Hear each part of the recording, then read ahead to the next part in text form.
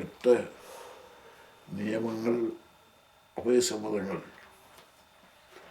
രേഖപ്പെടുത്തിയിരിക്കുന്നത് ഇന്ന് രാത്രി നമുക്ക് പഠിക്കാം.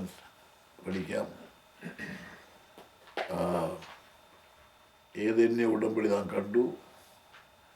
ആദാമ്യ ഉടമ്പടി നാം ഉൽപ്പത്തി 3-ാം അധ്യായത്തിൽ നിന്ന് വായിച്ചു. നോഹയിക ഉടമ്പടി ഉൽപ്പത്തി 9-ാം അധ്യായത്തിൽ വിശദീകരിച്ചിരിക്കുന്നത് നമ്മൾ ചിന്തിച്ചു. 4-ാമത്തെ വലിയ ഉടമ്പടിയാണ് അബ്രഹാമ്യ ഉടമ്പടി. ഉൽപ്പത്തി പുസ്തകം 12-ാം അധ്യായത്തിലാണ് അത് ആദ്യം രേഖപ്പെടുത്തിയിരിക്കുന്നത്. അതിനു മുമ്പേ അത് നടന്നു എന്ന് നാം കഴിഞ്ഞ ദിവസം ഓർത്തതാണ്. 12-ാം അധ്യായത്തിൻ്റെ 1 മുതലുള്ള വാക്യങ്ങൾ വായിക്കാം. ഉൽപ്പത്തി 12. യഹോവ അബ്രഹാമിനോട് അരുളിച്ചെയ്തതെന്നാൽ, നീ നിന്റെ ദേശത്തെയും ചാർച്ചക്കാരെയും പിതൃഭവനത്തെയും വിട്ടു പുറപ്പെട്ട് ഞാൻ നിന്നെ കാണിപ്പാനിരിക്കുന്ന ദേശത്തേക്ക് പോകാം. ഞാൻ നിന്നെ വലിയൊരു ജാതിയാക്കും, നിന്നെ അനുഗ്രഹിച്ച് നിന്റെ പേര് വലുതാക്കും. നീ ഒരു അനുഗ്രഹമായിരിക്കും. നിന്നെ അനുഗ്രഹിക്കുന്നവരെ ഞാൻ അനുഗ്രഹിക്കും, നിന്നെ ശപിക്കുന്നവരെ ഞാൻ ശപിക്കും. നിന്നിൽ ഭൂമിയിലെ സകല അംശങ്ങളും അനുഗ്രഹിക്കപ്പെടും. യഹോവ തന്നോട് കൽപ്പിച്ചതുപോലെ അബ്രഹാം പുറപ്പെട്ടു. ലോത്തും അവനോട് കൂടെ പോയി. ഹാരാനിൽ നിന്ന് പുറപ്പെടുമ്പോൾ അബ്രഹാമിന് 75 വയസ്സായിരുന്നു.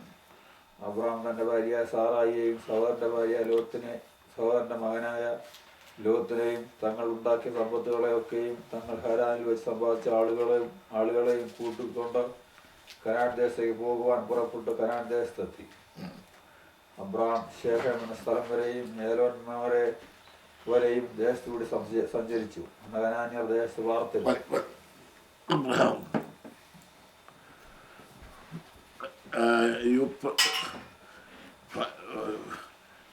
യൂഫ്രട്ടീസ് ടൈഗ്രീസ് നദിക്ക് ഇടയിലുള്ള മെസൊപ്പൊത്താമിയയിൽ പാർക്കുമ്പോഴായിരുന്നു അബ്രഹാമിന് ഈ ദർശനമുണ്ടായത്. ആ കാര്യം ഉൽപ്പത്തി പുസ്തകത്തിൽ രേഖപ്പെടുത്തിയിട്ടില്ല. ആ കാര്യം നമുക്ക് കാണാവുന്നത് സ്തേഫാനോസിൻ്റെ പുതിയ നിയമത്തിലെ പ്രസംഗത്തിൽ നിന്നാണ്. പ്രവൃത്തി 7-ാം അധ്യായത്തിൻ്റെ 1, 2, 3 വാക്കുകൾ വായിച്ചാണ്.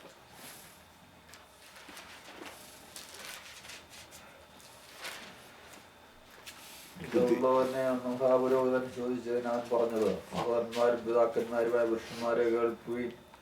നമ്മുടെ പിതാവായ അബ്രഹാം ഹാരാനിൽ വന്ന് പാർക്കും മുൻപേ മെസൊപ്പൊത്താമിയയിൽ ഇരിക്കുമ്പോൾ തന്നെ തേജോമയനായ ദൈവമായി പ്രത്യക്ഷനായി. ഹാരാനിൽ വന്ന് പാർക്കുന്നതായിട്ടാണ് ഉൽപ്പത്തി പുസ്തകം 11-ാം അധ്യായത്തിൻ്റെ ഒടുവിൽ അബ്രഹാമിനെ നാം കാണുന്നത്. തേറഹിനോടും പിതാവായ തേറഹിനോടും സഹോദരങ്ങളോടും കൂടെ ഹാരാനിൽ വന്ന് പാർക്കും. എന്നാൽ അതിനു മുൻപേ ആയിരുന്നു അബ്രഹാമിന് ഈ ദർശനം ഉണ്ടായത്.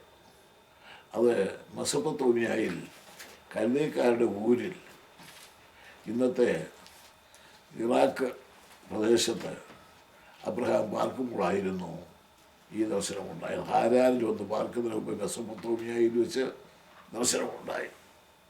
ദർശനമുണ്ടായത് അബ്രഹാം അനുസരിച്ച് എവിടേക്ക് പോകുന്നു എന്നറിയാതെ പുറപ്പെട്ടു വന്ന് നാം വായിക്കുന്നു. എബ്രായലേഖനം 11-ന്റെ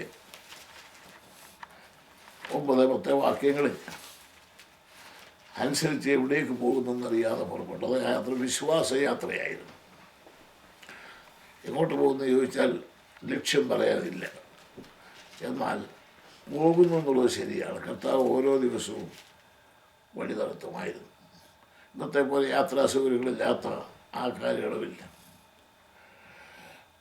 ഇറാഖിൽ നിന്ന് സിറിയയുടെ വടക്കുള്ളതായ ഹാരാനിൽ വരണമെങ്കിൽ ചില മാസങ്ങൾ തന്നെ വേണം. അത്ര ദൂരമായിരുന്നു ആ യാത്ര. ആ യാത്ര നദീതീരത്തോട് മരുഭൂമി ആയതുകൊണ്ട് നദീതീരത്തോടെ മാത്രമേ യാത്ര ഒത്തിരുന്നുള്ളൂ. അങ്ങനെ വരുമ്പോൾ ഹാരാനിൽ വന്നപ്പോൾ അവർ ഇറങ്ങി പുറപ്പെട്ടതായ അല്ലെങ്കിൽ ഈ യാത്രയ്ക്ക് നേതൃത്വം വഹിച്ചതായ അബ്രഹാമിൻ്റെ പിതാവായ തേറഹ് മരിച്ചു. തേറഹ് അതിനപ്പുറം കടന്നില്ല. തേറഹ് മരിച്ചപ്പോഴാണ് അബ്രഹാമിന് വീണ്ടും ദർശനമുണ്ടായത്. അതാണ് 12-ാം അധ്യായത്തിൽ പറയുന്ന ദർശനം. തേറഹ മരിച്ചു, അബ്രഹാമിന് രണ്ടാമത് ദർശനമുണ്ടായി. പഴയ ദർശനം തന്നെയാണ്. ആ ദർശനത്തിൽ ഉള്ള ചില പ്രധാന കാര്യങ്ങൾ ഓർക്കുന്നതായിരിക്കും. ഒന്നുകൂടെ നോക്കിയാൽ അതിൽ എന്താണ് ദർശനം? തേജോമയനായ ദൈവം. അബ്രഹാമിന് പ്രത്യക്ഷപ്പെട്ട ദൈവം തേജോമയനായ ദൈവമായിരുന്നു. അബ്രഹാമിൻ്റെ പിതാവായ തേറഹ നദിക്കക്കരെ വിഗ്രഹങ്ങളെ സേവിച്ചു വന്നിരുന്നുവെന്ന് യോശുവ 24-ാം അധ്യായത്തിൽ വായിക്കുന്നു. യോശുവ 24 2 വാക്കുകൾ വായിച്ചാണ് യോശുവ 24:2.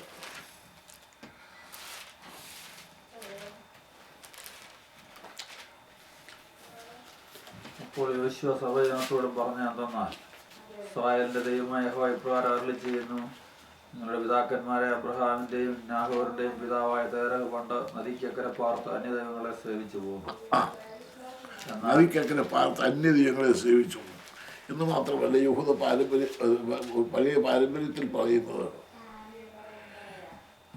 അന്യദൈവങ്ങളെ സേവിക്കുക, അന്യദൈവങ്ങളെ ഉണ്ടാക്കി വിൽക്കുന്ന ജോലിയായിരുന്നു തേരഹിന് ഉണ്ടായിരുന്നത്. ഒരു വലിയ ആദായകരമായ ജോലിയാണല്ലോ അത്.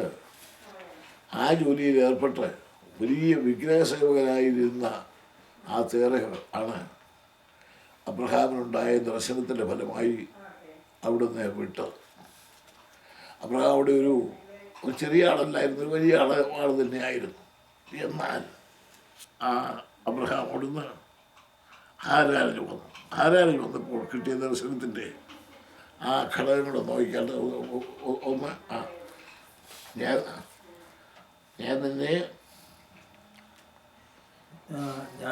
വലിയൊരു ജാതിയാക്കും, നിന്നെ അനുഗ്രഹിച്ച് നിന്റെ പേര് വലുതാക്കും, നീ ഒരു അനുഗ്രഹമായിരിക്കും. നിന്നെ അനുഗ്രഹിക്കുന്നവരെ ഞാൻ അനുഗ്രഹിക്കും, നിന്നെ ശപിക്കുന്നവരെ ഞാൻ ശപിക്കും. നിന്നിൽ ഭൂമിയിലെ സകല വംശങ്ങളും അനുഗ്രഹിക്കപ്പെടും. ഇങ്ങനെയുള്ള അനുഗ്രഹിക്കപ്പെട്ട വാക്തത്വമായിരുന്നു അബ്രഹാമിനെ കിട്ടിയത്. അതിൽ ഒരു വാക്തത്വം, പ്രത്യേകിച്ച് അതിൽ ഒടുക്കത്തെ വാക്തത്വം ഒന്ന് ശ്രദ്ധിച്ചാൽ, നിന്നിൽ ഭൂമിയിലെ സകല ജാതികളും സകല വംശങ്ങളും അനുഗ്രഹിക്കപ്പെടും. ജലപ്രളയ ശേഷം ജാതികളായിട്ട് പിരിഞ്ഞ് വ്യത്യസ്ത സ്വഭാവമുള്ളവരായി മനുഷ്യൻ തീർന്നിരുന്നില്ലായിരുന്നു. അങ്ങനെ ഒരു ജാതി മാത്രമേ ഉണ്ടായിരുന്നുള്ളൂ, മനുഷ്യജാതി മാത്രം. ആ മനുഷ്യജാതിയിൽ നിന്ന് അബ്രഹാമിനെ വിളിച്ച് ഒരു ജാതിയാക്കാനായിട്ട് പോവുകയാണ്, വിശേഷപ്പെട്ട ജാതിയാക്കാനായിട്ട് പോവുകയാണ്.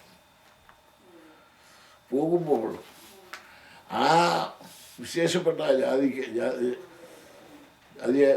അബ്രഹാമിനെ തിരഞ്ഞെടുത്തത് അവനിൽ ഭൂമിയിലെ സകല ജാതികളും അനുഗ്രഹിക്കപ്പെടുക.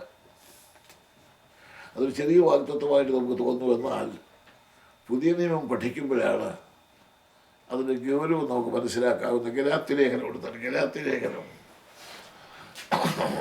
3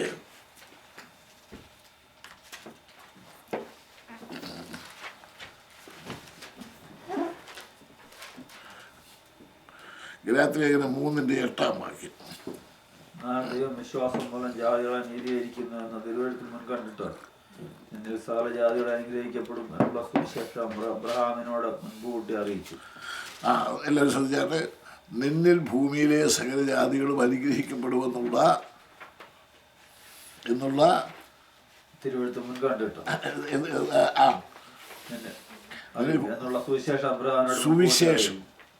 സുവിശേഷം എന്ന് പറഞ്ഞാൽ കർത്താവായ യേശുക്രിസ്തു മുഖാന്തരമാണ് സുവിശേഷം ഉണ്ടായതെന്ന് നാം നന്നായിട്ട് അറിയുന്നു. യേശുക്രിസ്തുവാണ് സുവിശേഷത്തിൻ്റെ കാരണം. ജനനത്തിക്കൽ അങ്ങനെയാണല്ലോ പറഞ്ഞത്, സർവ്വജനത്തിന് ഉണ്ടാകുവാനുള്ള മഹാസന്തോഷം ഞാൻ നിങ്ങളെ അറിയിക്കുന്നു. ഇവിടെ വീണ്ടും തിമോഥെയോസ് ലേഖനത്തിൽ വായിക്കുന്നു, ദാവീദിന്റെ സന്തതിയായി ജനിച്ചു മരിച്ച ഉയർത്തെഴുന്നേറ്റ യേശുക്രിസ്തുവിനെ ഓർത്തുകൊള്ളുക, അതാകുന്നതിൻ്റെ സുവിശേഷം. സുവിശേഷത്തിൻ്റെ വിഷയം ഒന്ന് മാത്രമാണ്, കർത്താവായ യേശുക്രിസ്തുവാണ്. യേശുക്രിസ്തുവിലൂടെയുള്ള രക്ഷയാണ് സുവിശേഷത്തിൻ്റെ വിഷയം. സകല മാനവജാതിക്കുമായി ആ രക്ഷ ദൈവം ഒരുക്കി. യേശു ക്രിസ്തുവിലൂടെ മാത്രമേ ആ രക്ഷ മനുഷ്യന് ലഭിക്കുന്നുള്ളൂ. ആ രക്ഷയുടെ സുവിശേഷം ആണ് ദൈവം അബ്രഹാം ഈ കൊച്ചു വാചകത്തിൽ കൊടുത്തു. എന്താണത്? നിന്നിൽ ഭൂമിയിലെ സകല ജാതികളും അനുഗ്രഹിക്കപ്പെടുമെന്നുള്ള സുവിശേഷം. എന്നാ കൊടുത്തത്? ക്രിസ്തു ജനിക്കുന്നതിന് 2000 വർഷം മുമ്പ്. അബ്രഹാം BC 2000 ജീവിച്ച ആളായിരുന്നു. 2000 പറഞ്ഞു നിന്നിൽ ഭൂമിയിലെ സകല ജാതികളും അനുഗ്രഹിക്കപ്പെടും എന്നുള്ള സുവിശേഷം കൊടുത്തു. അത് കൊടുക്കുമ്പോൾ ദൈവം ചില കാര്യം മുൻകണ്ടു. എന്താ മുൻകണ്ടത്? ആ വാക്യം 3:8 വാക്യം വായിച്ചാട്ട്, ദൈവം വിശ്വാസം മൂലം ജാതികളെ നീതീകരിക്കുന്നു.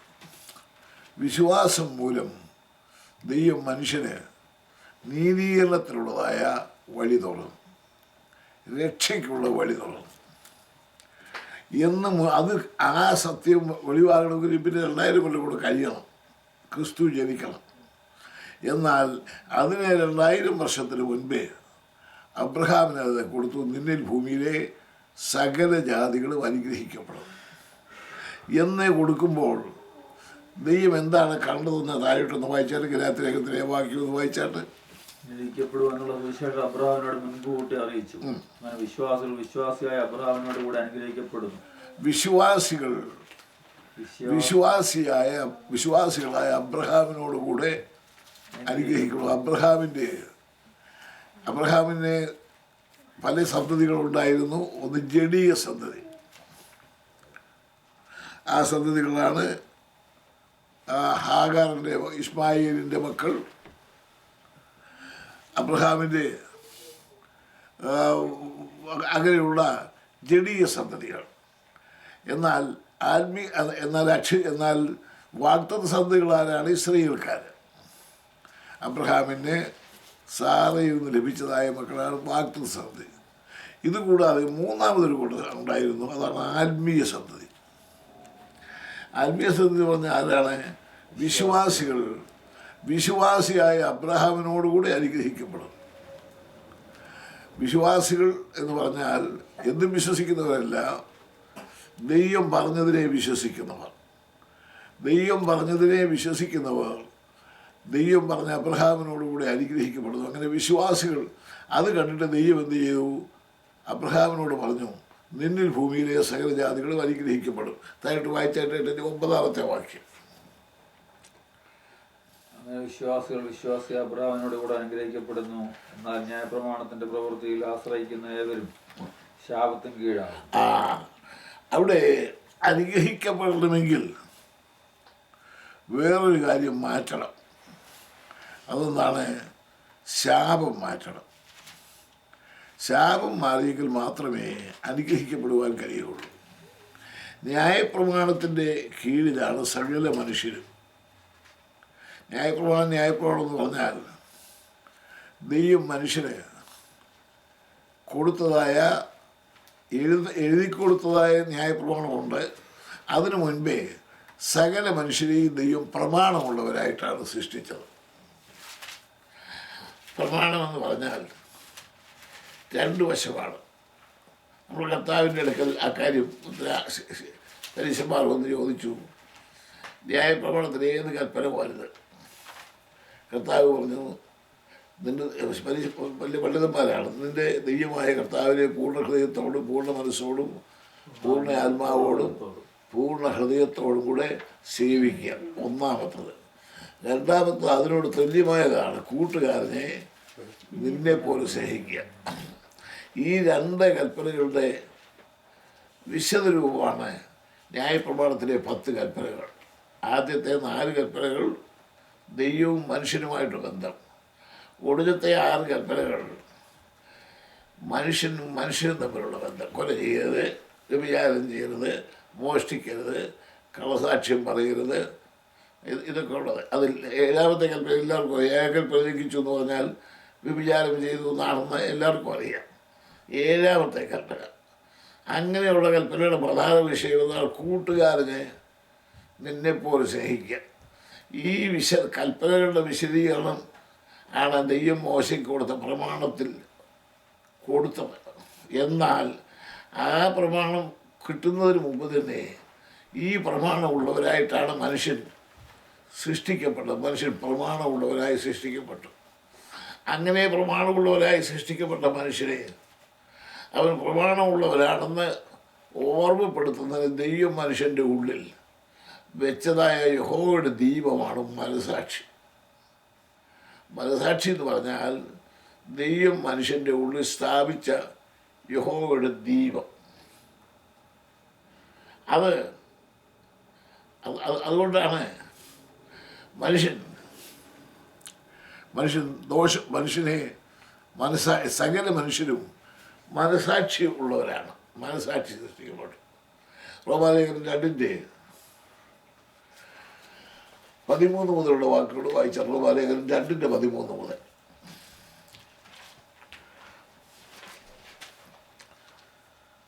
പ്രമാണം കേൾക്കുന്നവരല്ല ദൈവസന്നിധിയിൽ നീതിമാന്മാർ, ന്യായപ്രമാണം ആചരിക്കുന്നവരത്ര നീതീകരിക്കപ്പെടുന്നു. ന്യായപ്രമാണം ആചരിക്കുന്നവരത്ര നീതീകരിക്കപ്പെടുന്നു. ന്യായപ്രമാണമില്ലാത്ത ജാതികൾ ന്യായപ്രമാണം ഇല്ലാത്ത ജാതികൾ എന്ന് പറഞ്ഞാൽ ഈ പുസ്തകമോ ഈ നിയമം എഴുതിയതായ കൽപ്പനകയോ ഒന്നുമില്ലാത്ത ജാതികൾ ന്യായപ്രമാണത്തിലുള്ളത് എങ്ങനെ ചെയ്യുന്നു? സ്വാഭാവികമായി ചെയ്യുന്നു. ഞാനിത് സാധാരണ എടുക്കുന്ന ഉദാഹരണം, ഒരു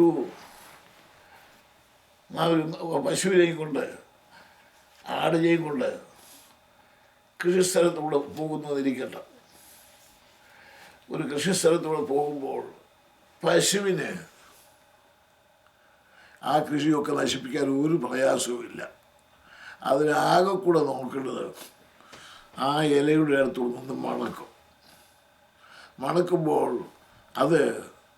അതിന് കുഴപ്പമില്ലാത്താണെങ്കിൽ അത് കഴിക്കും, തിന്നും. എന്നാൽ അതൊരു ഒരു ഒരു കൈത നമ്മുടെ നാട്ടിൽ ധാരാളം ഉള്ളതാണ്. ഒരു കൈതച്ചക്ക ധാരാളം ഉള്ളിടത്തൂടെ പോകുമ്പോഴും അതിനെ ആകെ കൂടെ മണത്തിട്ട് അവൻ കഴിക്കും. എന്നാൽ ഒരു കൊണ്ടു നടക്കുന്ന മനുഷ്യനങ്ങനെയല്ല. മനുഷ്യന് ആ മൃഗം സ്വാഭാവികമായി കഴിച്ചതായ കൈതച്ചക്ക മനുഷ്യൻ കഴിക്കണമെങ്കിൽ അവൻ ആദ്യം അത് അങ്ങോട്ടും ഇങ്ങോട്ടും നോക്കും.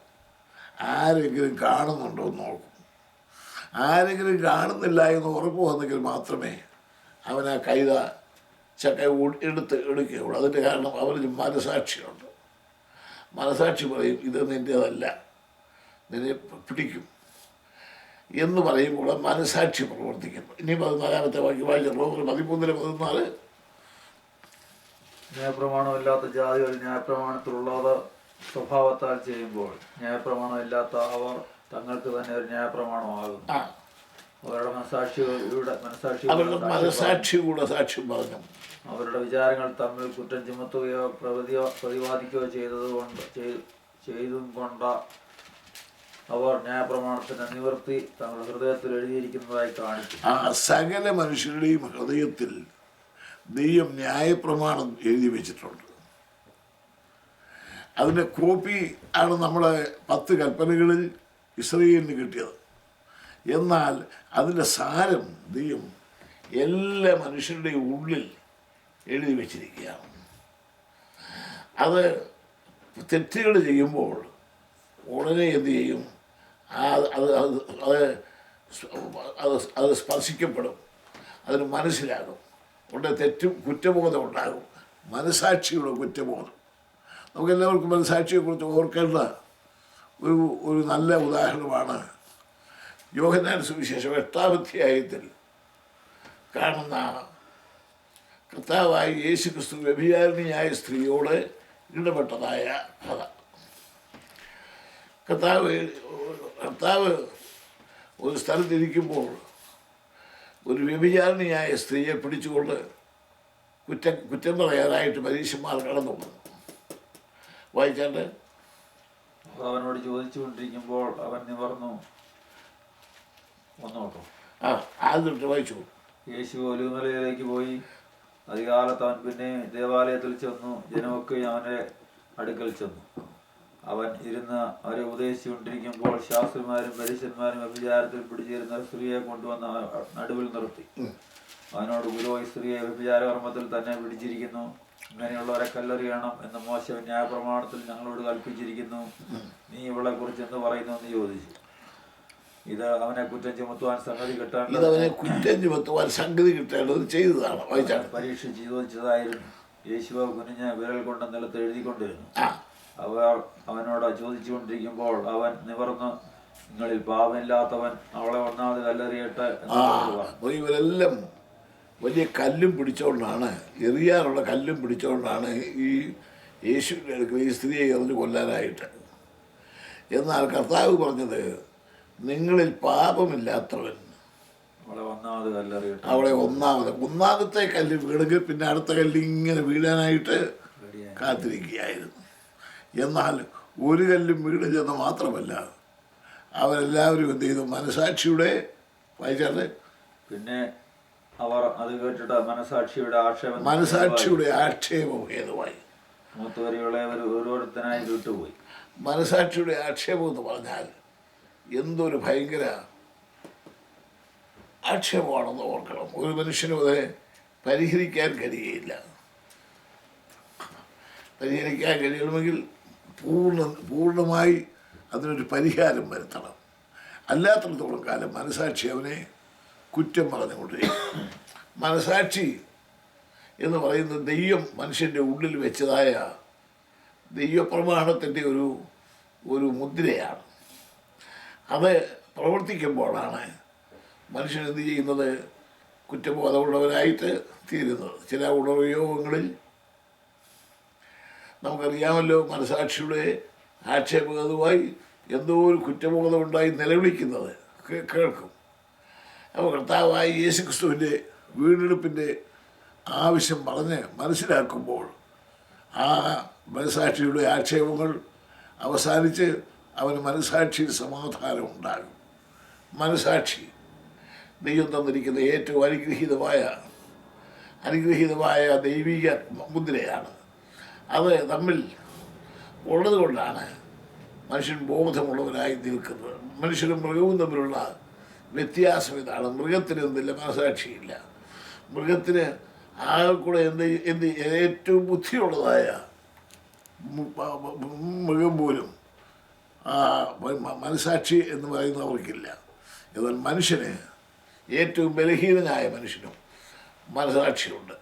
ആ മനസാക്ഷി പിന്നെ കുറച്ച് കഴിഞ്ഞ് അവനങ്ങ് നിശബ്ദമാക്കും. പിന്നെ അവൻ ഏത് തെറ്റ് ചെയ്യാനും കഴിയാതെ, തെറ്റ് ചെയ്യുന്നതിന് അവന് പ്രയാസമില്ലാതെ വരും. അങ്ങനെയുള്ള മനസാക്ഷിയുടെ ആക്ഷേപത്തെക്കുറിച്ച് നാം ഇവിടെ ഈ ഭാഗത്തെ വായിക്കുന്നു. ഇവിടെ നമ്മുടെ വിഷയം, മനുഷ്യൻ ഇങ്ങനെ ദൈവസന്നിധിയിൽ വരുമ്പോൾ നീതീകരിക്കപ്പെടുവാൻ കഴിയാതെ തടസ്സപ്പെടുന്നത് അവൻ്റെ മനസാക്ഷിയുടെ ആരോപണമാണ്. മനസാക്ഷി അവർ എതിരായിട്ട് പറയുമ്പോൾ എന്തായിരിക്കും എതിരായിട്ട് പറയുന്നത്? നീ പ്രമാണം ലംഘിച്ചു, നീ ദൈവത്തിൻ്റെ കൽപ്പനയെ അനുസരിച്ചില്ല, നീ കൂട്ടുകാരനോട് കള്ളം പറഞ്ഞു, നീ തെറ്റ് ചെയ്തു, നീ ഇന്നത് തെറ്റ് ചെയ്തു. ഇങ്ങനെ നോക്കുക. അങ്ങനെ മനസാക്ഷിയുടെ ആ കുറ്റബോധത്തിൽ നിന്ന് വിടുതൽ പ്രാപിപ്പാൻ കഴിയാതെ സകല മനുഷ്യരും കുറ്റവാളികളായിട്ട് നിൽക്കുന്നു. അതിനെക്കുറിച്ചാണുള്ള പറഞ്ഞിരിക്കുന്നത്. വാക്യം തുടർന്ന് വായിച്ചാൽ 10-ാം വാക്യം 3:10. ഗലാത്യർ 3:10.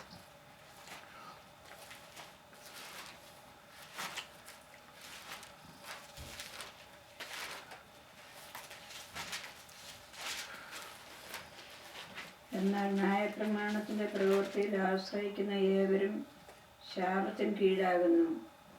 ന്യായപ്രമാണം പുസ്തകത്തിൽ എഴുതിയിരിക്കുന്നതൊക്കെയും ചെയ്യുവാൻ തക്കവണ്ണം അതിൽ നിലനിൽക്കാത്തവൻ എല്ലാം ശപിക്കപ്പെട്ടവൻ എന്ന് എഴുതിയിരിക്കുന്നു.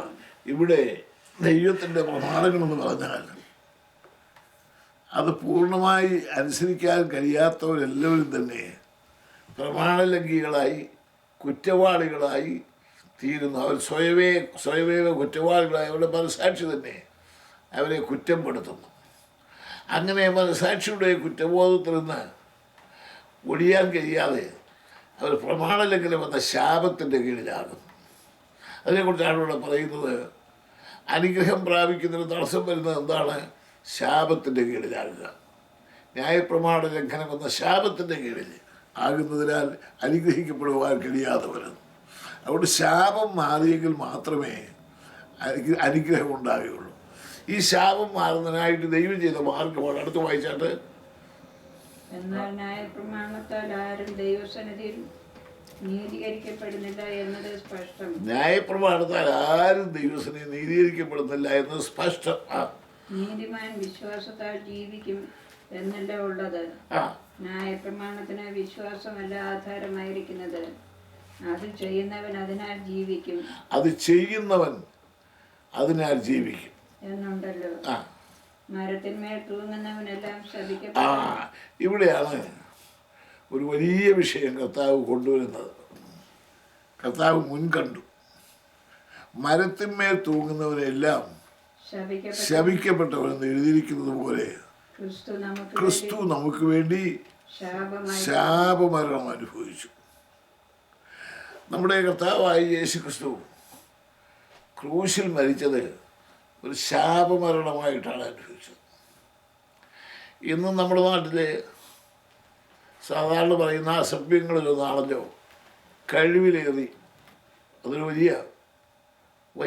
വലിയൊരു വാക്കായിട്ടാണ് ഇത് നമ്മളുടെ ഇപ്പോൾ ഇത് ശാപമുള്ള വാക്ക്. കഴിവുമരണം, ക്രൂശ് മരണം. ക്രൂശ് മരണം എന്ന് പറയുന്നത് നമ്മളതിനെക്കുറിച്ച് പഠിക്കുമ്പോഴാണ് കഴിയുന്നത്. ഈ ക്രൂശ് മരണം ഫൊയ്നിക്കക്കാരാണ് ആദ്യം ഈ ക്രൂശ് മരണം നടപ്പാക്കിയത്. വലിയ കച്ചവടം, സീതോനി പ്രദേശങ്ങളിലെ ആളുകൾ വലിയ കച്ചവടക്കാരായിരുന്നു. തെറ്റുകാരായി കാണുന്നവരെ കൊണ്ടുപോയി പരസ്യമായിട്ട് തൂക്കുമായിരുന്നു. ഗൾഫ് പ്രദേശങ്ങളിൽ നമ്മൾ പോകുമ്പോൾ പരസ്യമായിട്ട് കുറ്റവാളികളെ തൂക്കുന്നത് കാണാം. അതെന്തിനു വേണ്ടിയാണ് തൂക്കുന്നത്?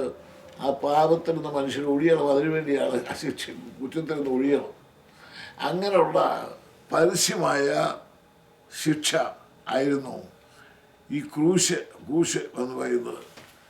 യേശു ക്രിസ്തു ജനിക്കുന്നത് 700 വർഷം മുമ്പാണ് ഈ ക്രൂശ് മരണം നടപ്പാക്കിയത്. അതിന് മുമ്പ് ആരും ക്രൂശ് മരണം നടന്നിട്ടില്ല. എന്നാൽ ന്യായപ്രമാണത്തിൽ ക്രൂശ് മരണത്തിൻ്റെ ഒരു ചെറിയ നിഴൽ നാം കാണുന്നുണ്ട്. ആവർത്തന പുസ്തകം എടുത്താൽ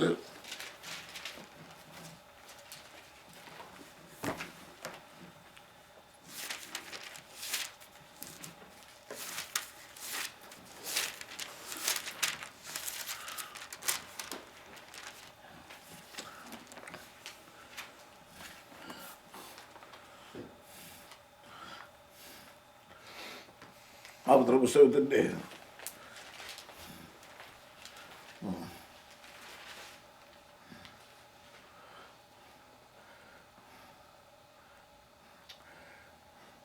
21-ാം അധ്യായം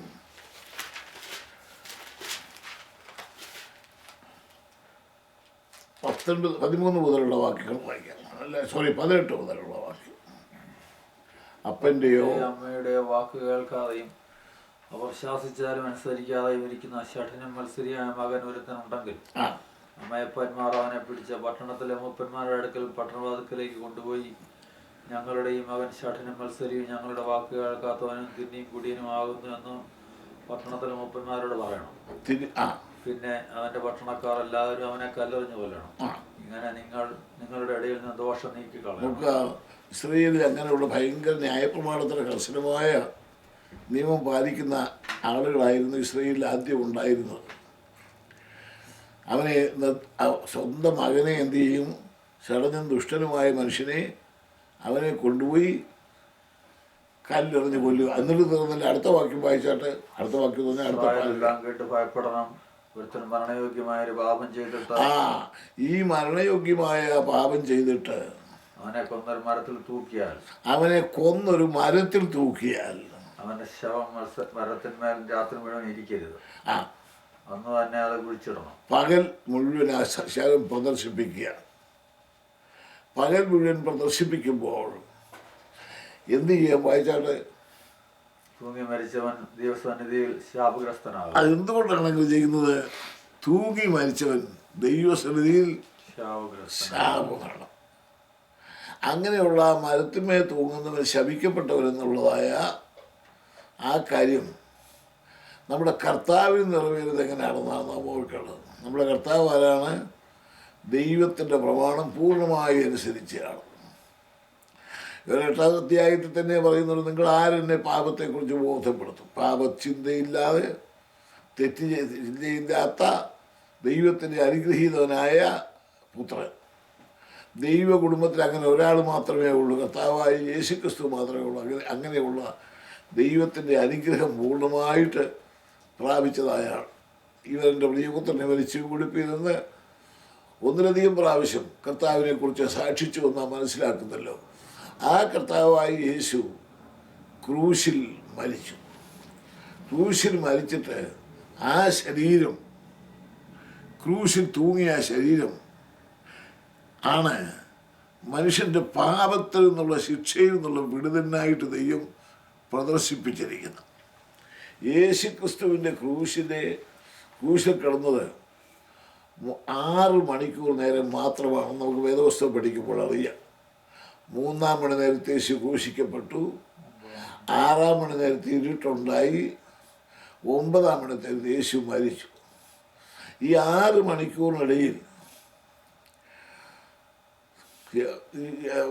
ഈ ഉണ്ടായ വലിയ സംഭവങ്ങളിലൊന്ന്, അവിടെ കർത്താവിനോടുകൂടെ ക്രൂശിക്കപ്പെട്ട 2 കള്ളന്മാർ, അവരും എന്ത് ചെയ്തായിരുന്നു? 6 മണിക്കൂറിൽ ആദ്യമേ അവരും എന്ത് ചെയ്തു?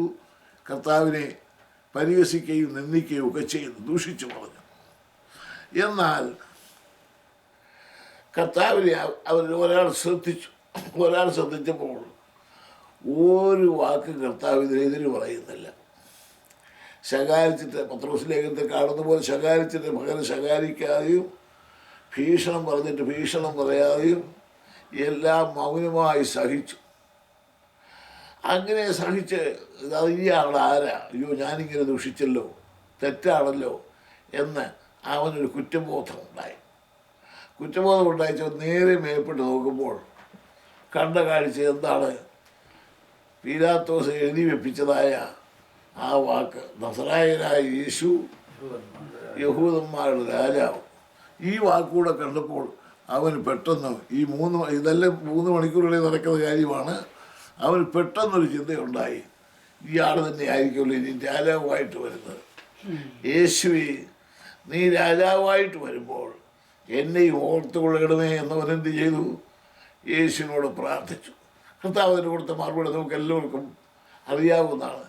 ആമേൻ ആമേൻ, ഞാൻ നിന്നോട് പറയുന്നു, ഇന്ന് നീ സത്യമായി സത്യമായി നിന്നോട് പറയുന്നു, നീ എന്നോടുകൂടി ഇന്ന് പർദീസായിരിക്കും. നോക്കുക, ക്രൂശിൻ്റെ കിടന്ന കള്ളൻ, വലത്ത് ഭാഗത്തെ കള്ളനാണെന്ന് പറയുന്നവരോട് നമുക്ക് വലത്തെ ഇടത്തെ ഒരു വിഷയമല്ല. അതിലൊരാൾ അവൻ കർത്താവിനെ ദുഷിച്ച് ശാപഗ്രസ്തനായി പാതാളം, ദുഷ്ടന്മാർ കിടക്കുന്ന പാതാളത്തിലേക്ക് അവൻ അല്പം കഴിഞ്ഞ് അവനങ്ങ് പോകും. എന്നാൽ ഇവനെന്ത് ചെയ്യുന്നു? ഇവൻ നേരെ പർദീസായിലേക്ക് പോകുന്നു. പർദീസ തുറക്കപ്പെടും. നമ്മുടെ കർത്താവായ യേശുവിന് മരണത്തോടുകൂടെ സാധിച്ച ഏറ്റവും വലിയ കാര്യം പർദീസ തുറക്കപ്പെട്ടു. പർദീസ തുറക്കപ്പെട്ടതിനാൽ ആദ്യം ഇവിടെ പോയ ആളാണ്, കർത്താവിനോടുകൂടെ ആദ്യം പോയ ആളാണ് ഈ കള്ളൻ, മാനസാന്തരപ്പെട്ട കള്ളൻ. കർത്താവായ യേശുവിനോട് അവൻ പർദീസായിലേക്ക് എടുക്കപ്പെട്ടു. അതിനു മുമ്പ് പരിനിയമത്തിലുള്ള എല്ലാ വിശുദ്ധന്മാരും മരിക്കുമ്പോൾ പാതാളത്തിൽ പോകുന്നതായിരുന്നു അവരുടെ എല്ലാം ഉള്ള ചിന്ത. യാക്കോബ് പറയുന്നല്ലോ, നിങ്ങളെൻ്റെ തലയെ എൻ്റെ നരയെ ദുഃഖത്തോട് പാതാളത്തിലാക്കും. പാതാളം. എന്നാൽ കർത്താവായ യേശുവിൻ്റെ മരണത്തിന് ശേഷം അധോലോകത്തിലുണ്ടായിരുന്ന പാതാളം പൊടുന്നനവെ എന്ത് ചെയ്തു? കർത്താവ് അതിനെ സ്വർഗസ്ഥലത്തേക്ക് ഉയർത്തി. ഇന്ന് പർദീസായി എന്ന് പറയുന്നത് എവിടെയാണ്? 2 കൊരിന്ത്യർ 11:11 2-3 വാക്കുകളൊന്ന് വായിച്ചാൽ 2 കൊരിന്ത്യർ 11:2-3 വാക്യം. ഞാൻ നിങ്ങളെ കുറിച്ച് ദൈവത്തിന്റെ എരിവോടെ എരിയുന്നു. ഞാൻ ക്രിസ്തു എന്ന ഏകപുരുഷനെ നിങ്ങളെ 12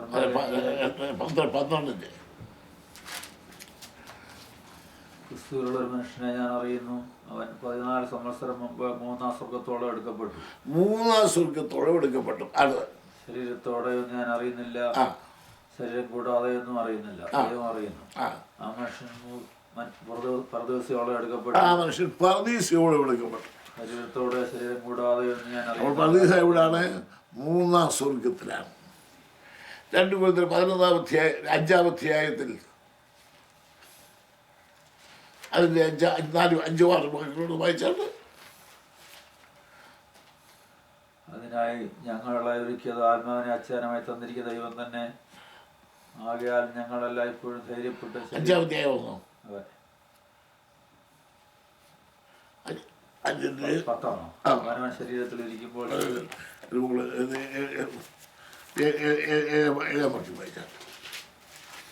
കാഴ്ചയാലല്ല വിശ്വാസത്താൽ അത്ര ഞങ്ങൾ നടക്കുന്നത്.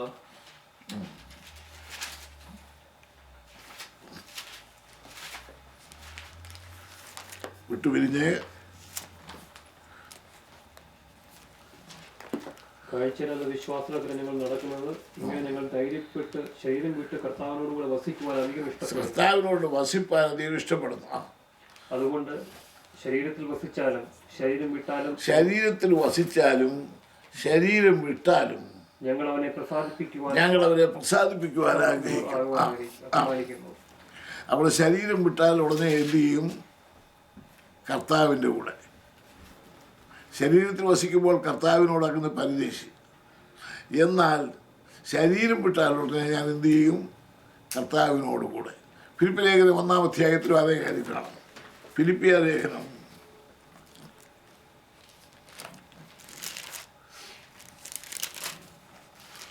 1-ാം അധ്യായം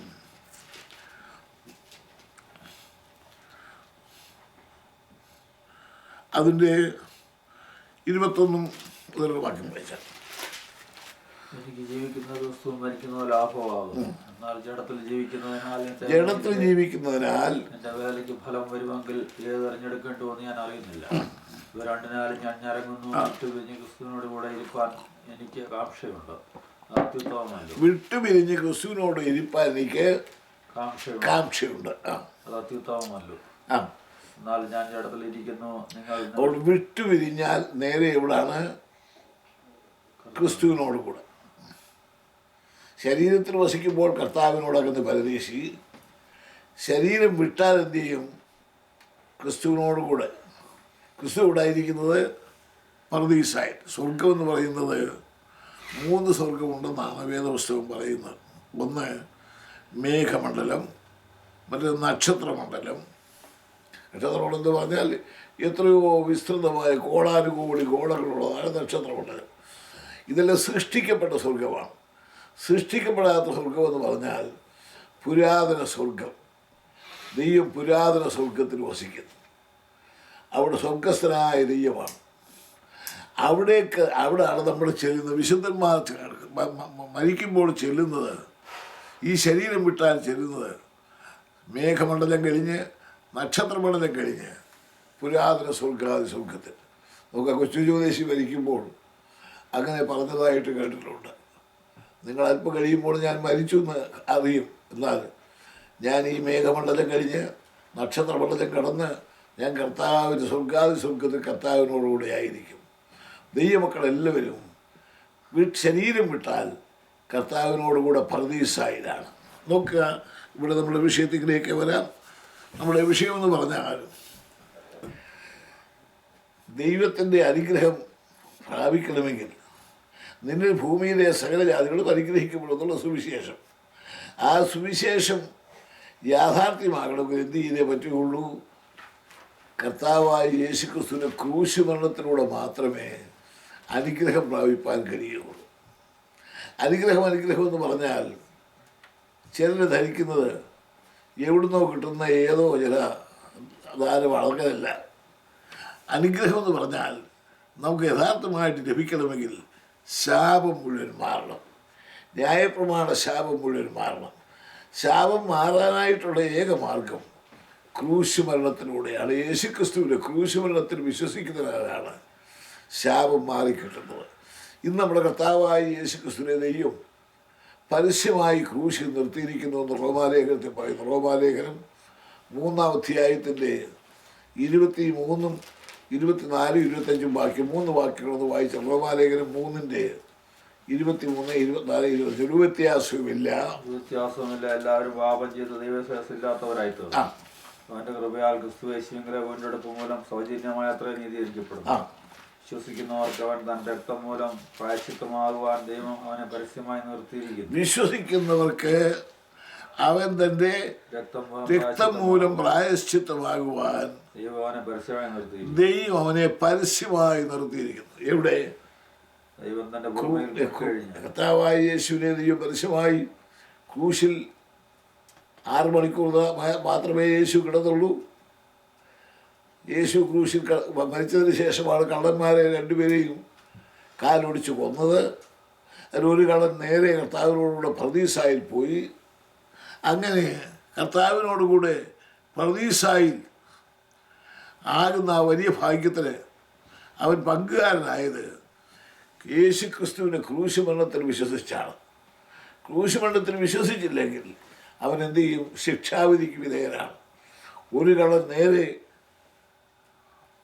ദുഷ്ടന്മാർ കിടക്കുന്ന അധമപാതാളത്തിലേക്കും, മറ്റേ കള്ളൻ അല്പസമയത്തെ വിശ്വാസം കൊണ്ട് പെട്ടെന്നുള്ള യേശുക്രിസ്തുവിലുള്ള വിശ്വാസം കൊണ്ട് അവൻ പർദീസായിലേക്ക് പോകുന്നു എന്നുള്ള സത്യം ഈ വേദപുസ്തകം അല്ലാതെ വേറെ ഒരു പുസ്തകവും പഠിപ്പിക്കുന്നില്ല. യേശുക്രിസ്തുവിലെ മരണമുഖാന്തരം എൻ്റെ പാപവും എൻ്റെ ശിക്ഷയും എല്ലാം എന്നേക്കുമായി തീർന്നു. മരത്തിന്മേൽ തൂങ്ങുന്നവരെ ഏവരും ശമിക്കപ്പെട്ടിരുന്ന് വിശ്വസിക്കുന്നു എഴുതിയിരിക്കുന്ന പോലെ അവൻ്റെ മരണത്താൽ എൻ്റെ ശിക്ഷാവിധി നീങ്ങി. അങ്ങനെ ശിക്ഷാവിധി നീങ്ങി അനുഗ്രഹത്തിൻ്റെ മാന്താവിൽ വന്നു ചേരുവാൻ അവനിടയാകുന്നു.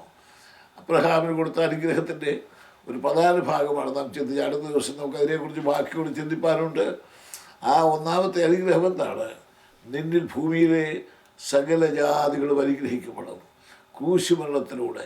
അപ്പോസ്തലനായ പൗലോസ് പത്രോസ് ഈ വിഷയം പ്രസംഗിച്ചത് നാം റോമാലേഖനത്തിൽ നാം അപ്പോസ്തല 4-ാം അധ്യായത്തിൽ വായിക്കുന്നുണ്ട്.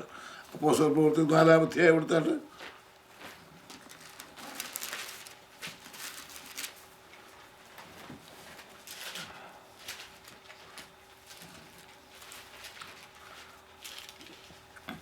നാലിൻ്റെ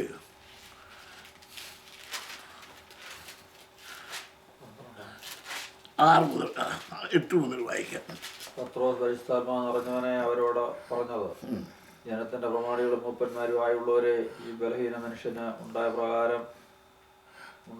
ഉപകാരം നിമിത്തം ഇവൻ എന്തൊന്നിനാൽ സൗഖ്യമായി എന്ന് ഞങ്ങളെ ഇന്ന് വിസ്തരിക്കുന്നുവെങ്കിൽ, നിങ്ങൾ ക്രൂശിച്ചവനും ദൈവം മരിച്ചവരിൽ നിന്ന് ഉയർപ്പിച്ചവനുമായി നസറായനായ യേശുക്രിസ്തുവിന്റെ നാമത്തിൽ തന്നെ ഇവൻ സൗഖ്യമുള്ളവനായി നിങ്ങളുടെ മുമ്പിൽ നിൽക്കുന്നു എന്ന് നിങ്ങൾ എല്ലാവരും ജനമൊക്കെ അറിഞ്ഞുകൊള്ളുകയും, വീട് പണിയുന്നവരായ നിങ്ങൾ തള്ളിക്കളഞ്ഞിട്ട് കോണിന്റെ മൂലക്കല്ലായി തീർന്ന കല്ല് ഇവൻ തന്നെ.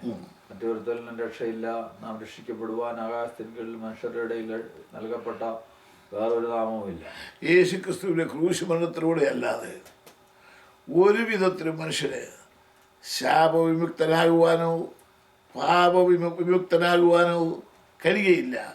ക്രൂശ് മരണത്തിലൂടെയാണ് വിശ്വസിക്കുന്നവർക്ക് രക്ഷിക്കപ്പെടുവാൻ കഴിയുന്നത്. അതുകൊണ്ടാണ് പൗലോസ് ക്രൂശ് പ്രസംഗിച്ചത്. 1 കൊരിന്ത്യർ 1-18 വാക്യം.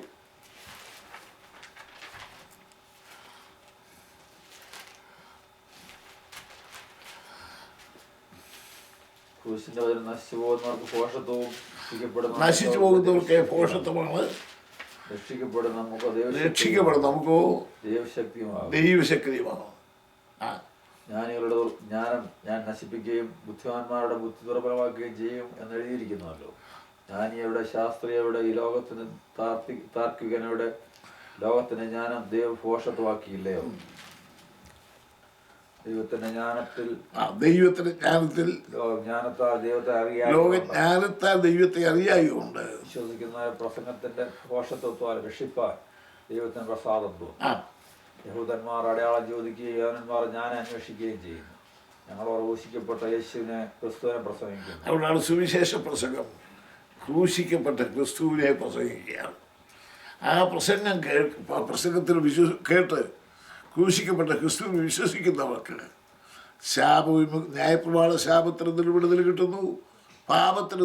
പാപത്തിൻ്റെ ശിക്ഷയായ മരണത്തിൽ നിന്ന് വിടുതൽ കിട്ടുന്നു. അവരെന്ത് ചെയ്യുന്നു? നിത്യജീവൻ അവകാശിയായിത്തീരുന്നു. യോഹന്നാൻ 5:24 വാക്യങ്ങളെ. യോഹന്നാൻ 5:24.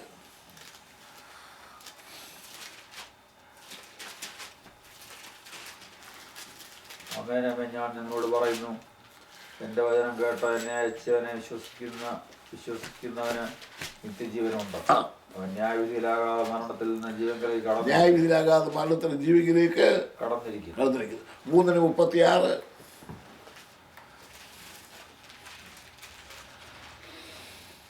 പുത്രനിൽ വിശ്വസിക്കുന്നവന് നിത്യജീവനുണ്ട്. പുത്രനെ അനുസരിക്കാത്തവനോ ജീവനെ കാണുകയില്ല. ദൈവക്രോധം അവന്റെ മേൽ വസിക്കുന്നത്. പുത്രനെ വിശ്വസിക്കാത്തവരുടെ മേലെല്ലാം ദൈവക്രോധം വസിക്കുന്നത്. ഇപ്പോഴേ ഉണ്ട് എന്നാൽ ആ ക്രോധം വെളിപ്പെട്ടില്ല. ദൈവക്രോധം വസിക്കുന്നേ ഉള്ളൂ. എന്നാൽ പുത്രനെ വിശ്വസിക്കുന്നവൻ എന്ത് കിട്ടുന്നു? നിത്യജീവൻ കിട്ടുന്നു. നമുക്കെല്ലാവർക്കും പരിചയമുള്ളതാണ് 3:16 വാക്യം. തൻ്റെ ഏകജാതനായ പുത്രനിൽ തൻ്റെ ഏകജാതനായ പുത്രൻ വിശ്വസിക്കുന്ന ഏവരും നശിച്ചുപോകാതെ നിത്യജീവൻ പ്രാപിക്കേണ്ടതിന് ദൈവം അവന് നൽകുവാൻ തക്കവണ്ണം ലോകത്തെ അത്രയ്ക്ക് സ്നേഹിച്ചു. ദൈവം തൻ്റെ പുത്രനെ നൽകുവാൻ തക്കവണ്ണം ലോകത്തെ അത്രയ്ക്ക് സ്നേഹിച്ചു. ആ പുത്രനെ വിശ്വസിക്കുന്നതിന് എന്ത് കിട്ടുന്നു? നിത്യജീവൻ കിട്ടുന്നു. വായിച്ചാട്ട് അടുത്ത വാക്കൂടെ. ദൈവം തന്റെ പുത്രനെ ലോകത്തിന് അയച്ചത് ലോകത്തെ വിധിപ്പാനല്ല, ലോകം അവനെ രക്ഷിക്കപ്പെടുവാനത്ര. യേശു ക്രിസ്തു മനുഷ്യൻ രക്ഷിക്കാനായിട്ട് വന്നു. ലോകത്തെ വിധിക്കാനല്ലോ വന്നത്. വിധിക്കാൻ ഇനിയും വരുന്നുണ്ട്. എന്നാൽ അവൻ മനുഷ്യൻ്റെ രക്ഷയ്ക്കായിട്ട് വന്നു. ക്രൂശിൽ മരിച്ചു. ആ മരണത്താൽ മനുഷ്യനെ രക്ഷിക്കപ്പെടാൻ കഴിയുന്നു. രക്ഷയ്ക്കായുള്ള മാർഗം ക്രൂശിലൂടെ മാത്രമാണ്. ഈ വാക്കുകളെ കർത്താവ് നമ്മെ അനുഗ്രഹിക്കട്ടെ.